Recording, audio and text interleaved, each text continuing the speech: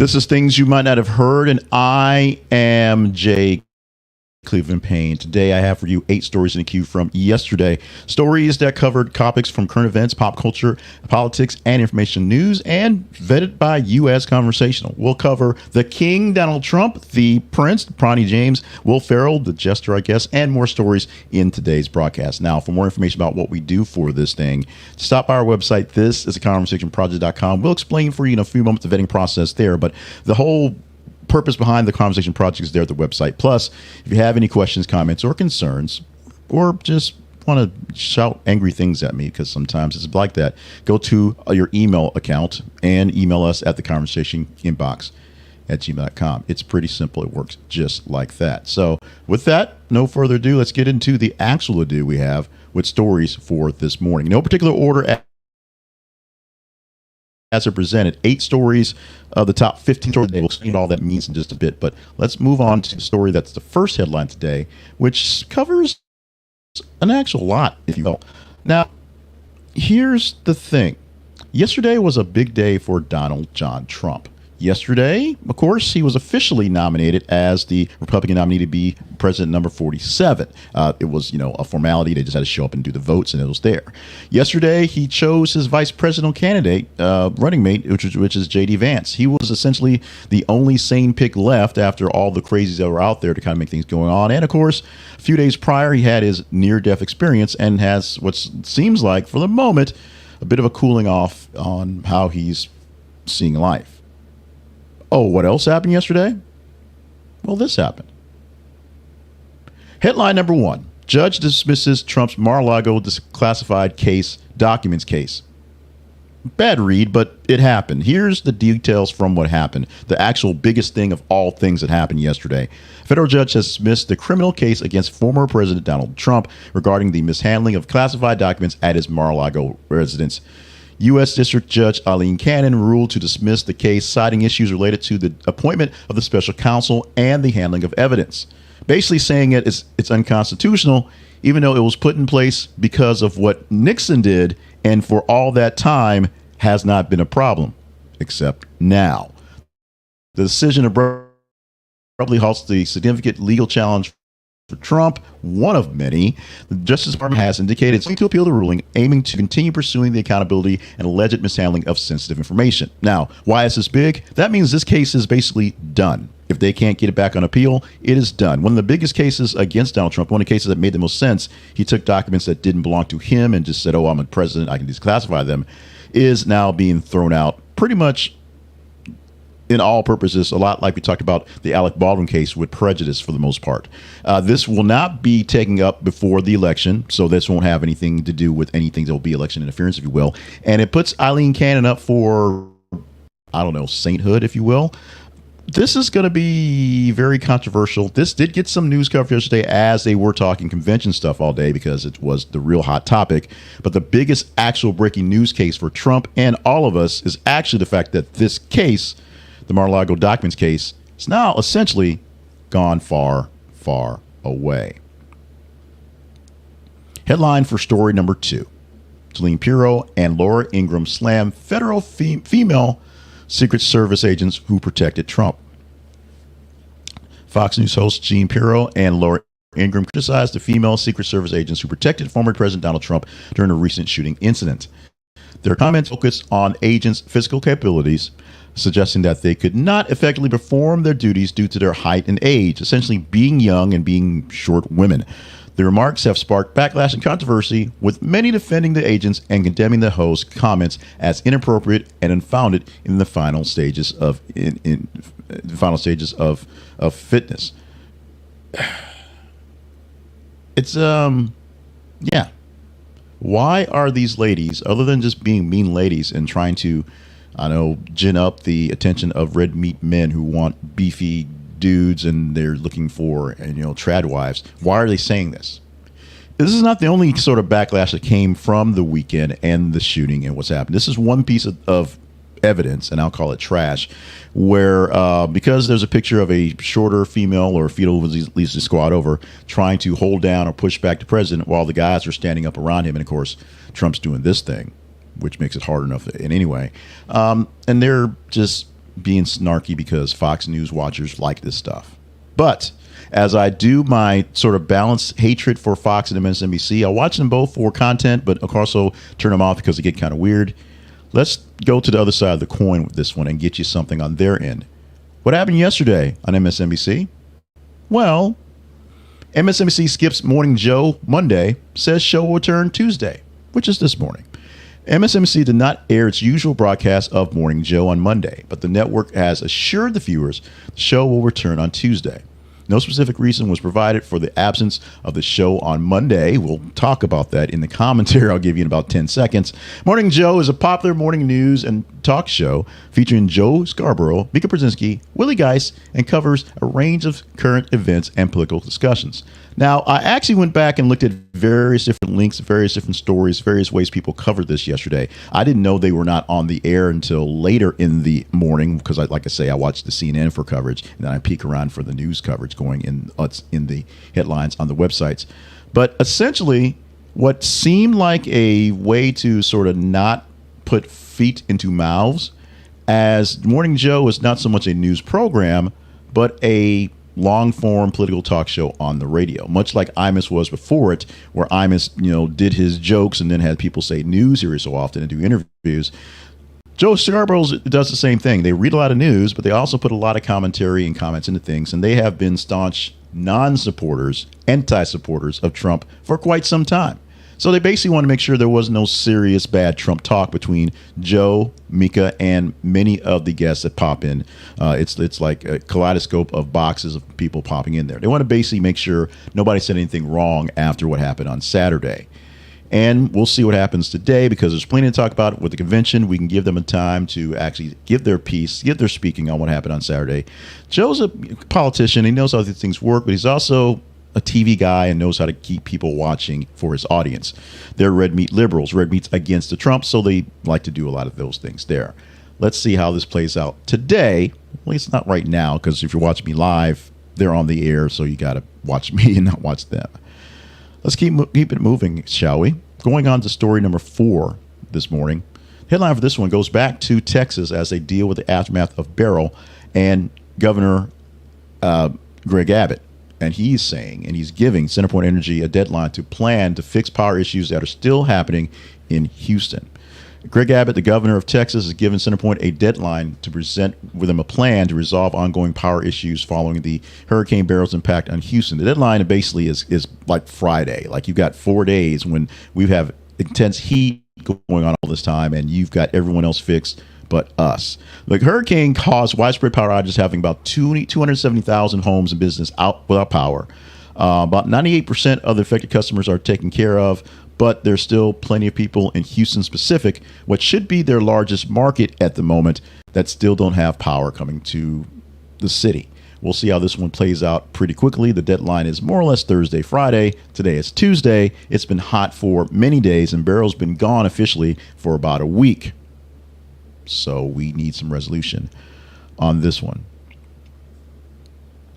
Resolution is not really the word to put with this one, but I have my issues with Doug Gottlieb on a lot of things. Doug Gottlieb is he was an okay player when he played. He's a radio talk show host, and he's a guy that just has opinions that I think are just grossly overdone for the sake of clicks and sake of views. However, what has happened in this case is he, as his now role of part-time radio host and part-time college basketball coach, we'll see how that really works out when the season starts, is he has some actual insight on what's going on in Bronny James. This headline says a lot for a guy that I really don't want to talk about, but let's see what he has to say. Doug Gottlieb doesn't sugarcoat Bronny James's evaluation, quote, hard for him to start at Green Bay. The head men's basketball coach, for Green Bay, the University of Green Bay, and the national radio talk show host, how he's going to keep that up, like I said, I'm not sure, is expressing doubts against Bronny James and his ability to actually start for a mid-major team like Green Bay and play for the NBA.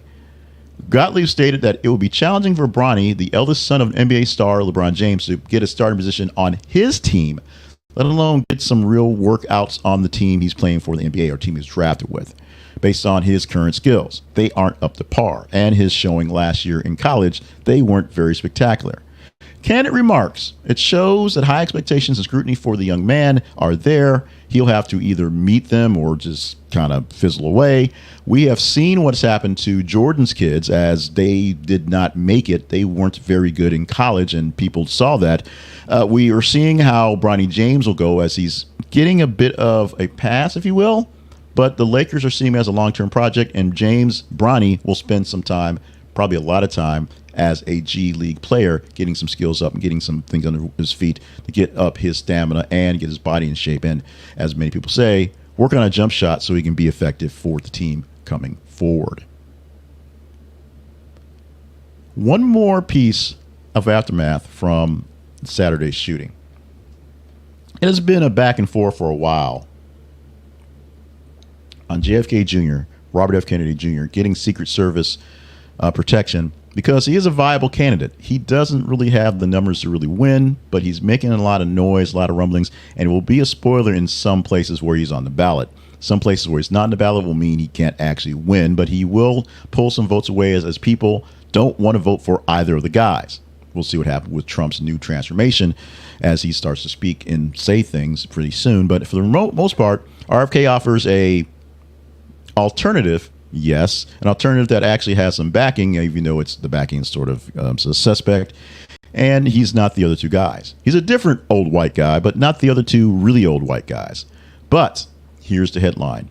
RFK Jr. to receive Secret Service protection after Trump survives assassin's bullet. President Biden has approved the ordering of Secret Service protection to independent presidential candidate Robert F. Kennedy Jr. following the recent attempted assassination against former President Donald Trump. Homeland Security Secretary Alejandro Mayorkas announced that the Secret Service will be assigned to protect JFK immediately in going through his term as a presidential candidate. He is the only independent getting any shot at Secret Service. He's the only one with a shot of really making any waves, so that's why he's getting this protection, and he has seen his share of crazies along the line going forward. I will just leave that at that and move on to the next story, which isn't so much crazy. It's actually business.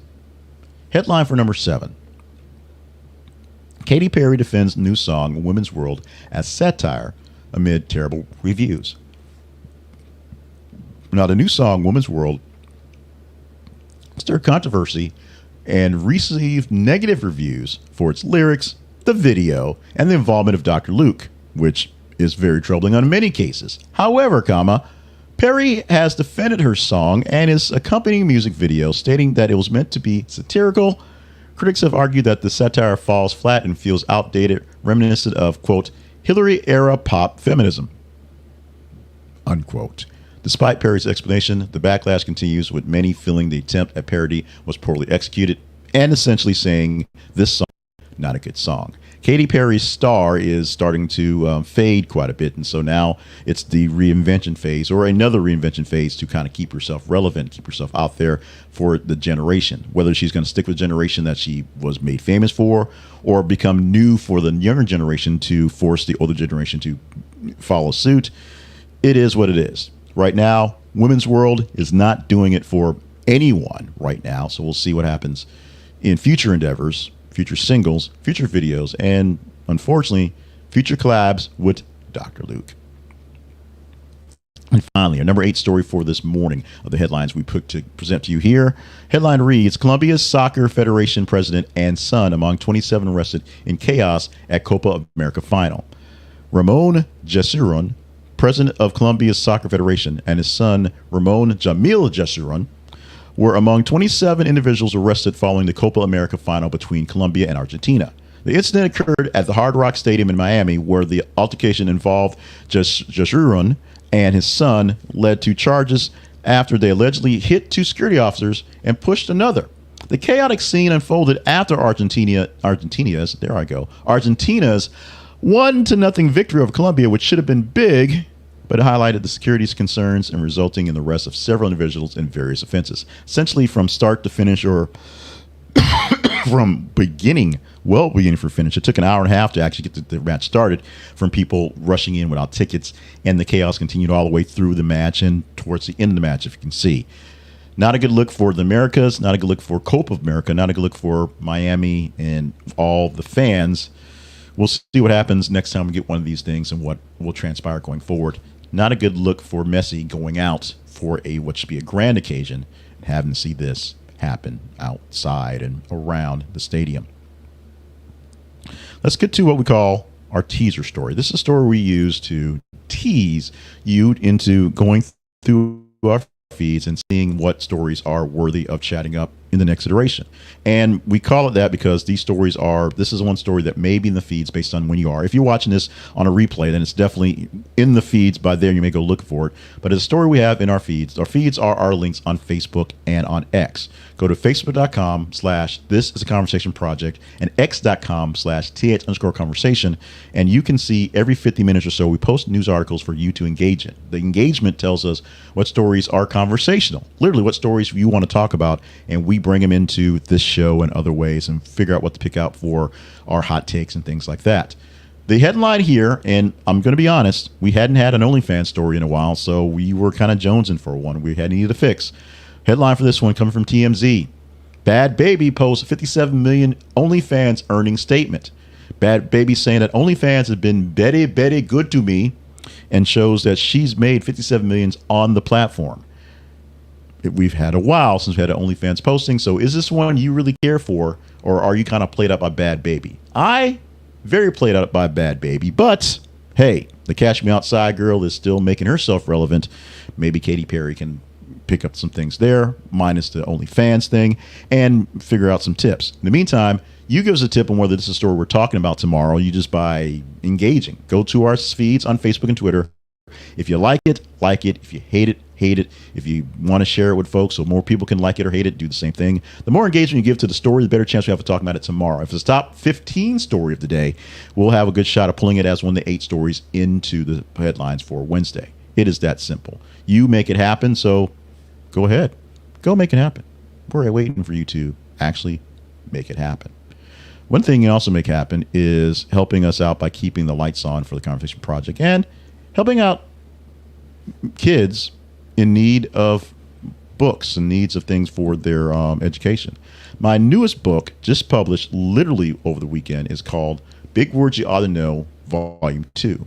Not a very spectacular name, but it's the second volume of a 12-volume sort of dream we're having to come up with words, a lot of words, 1,200 words, for you to sift through and learn and use in sentences. And it is a book that gives you the word, its definition, and how to use it in a sentence.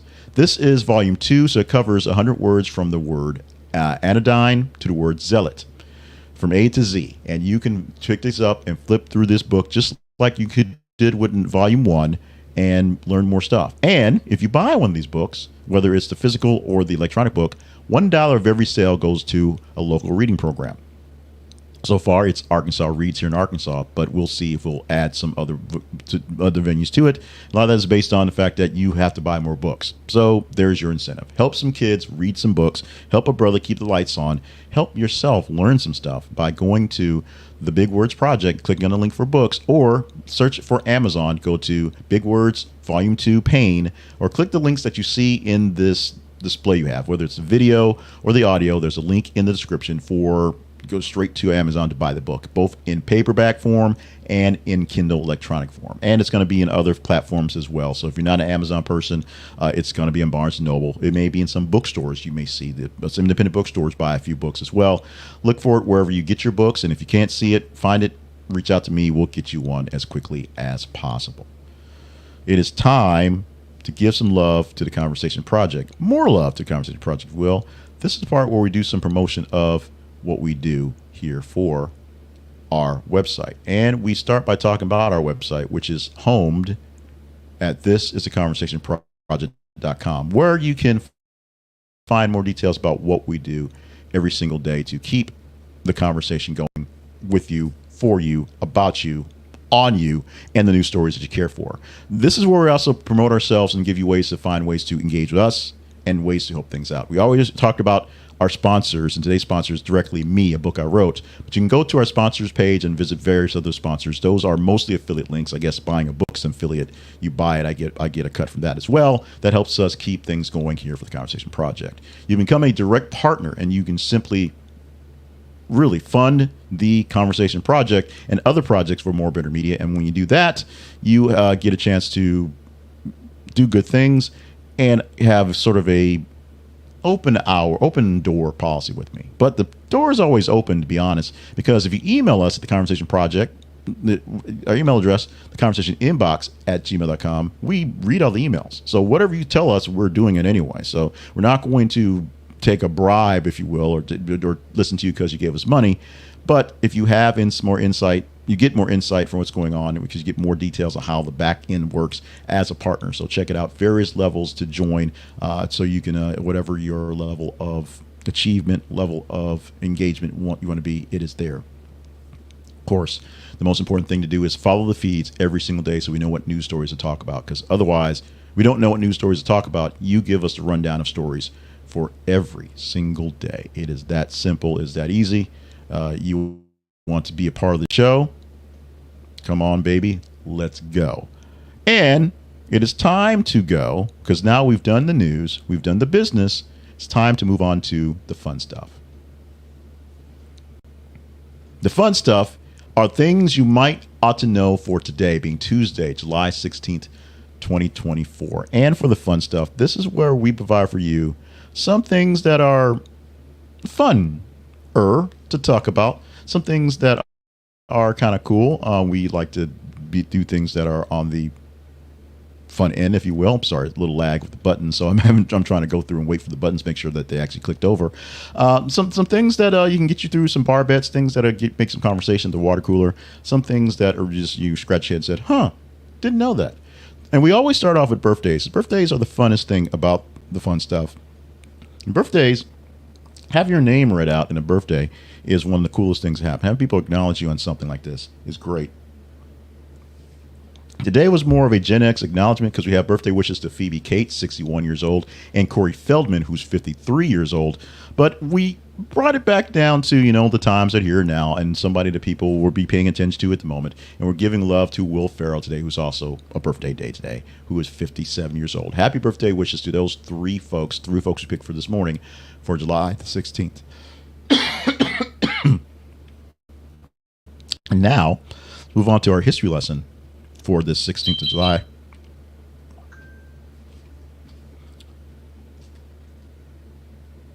Sorry about that.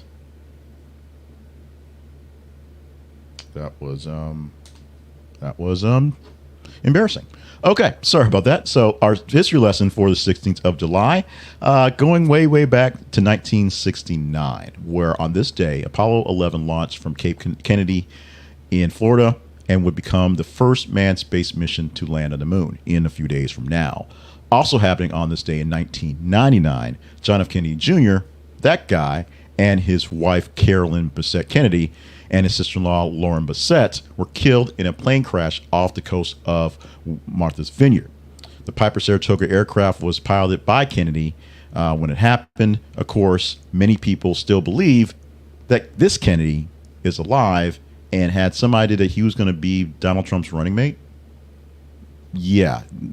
Conspiracy theories and the Kennedys have been abound for quite some time. We are skipping the Chappaquiddick thing because no one remembers that based off our demographics of what's listening. But folks, people know controversy and Kennedy go hand in hand. Now, let's talk about 2004. 2004, not so long ago, just 20 years ago.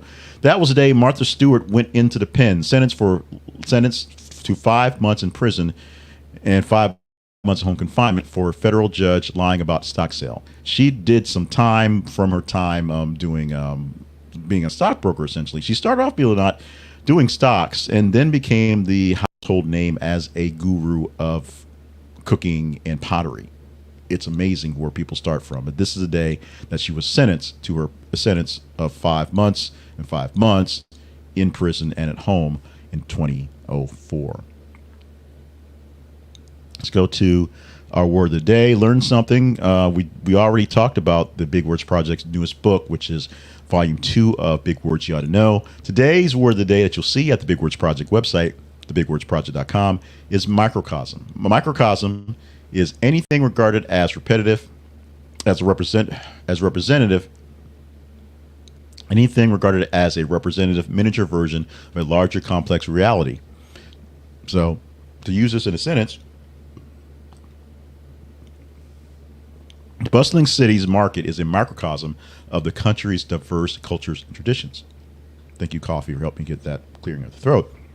So, use this word in a sentence someplace, a microcosm, such as if you're watching the Republican convention, that space housing all those people is a microcosm of the people who are supporting Republican causes and former President Donald Trump.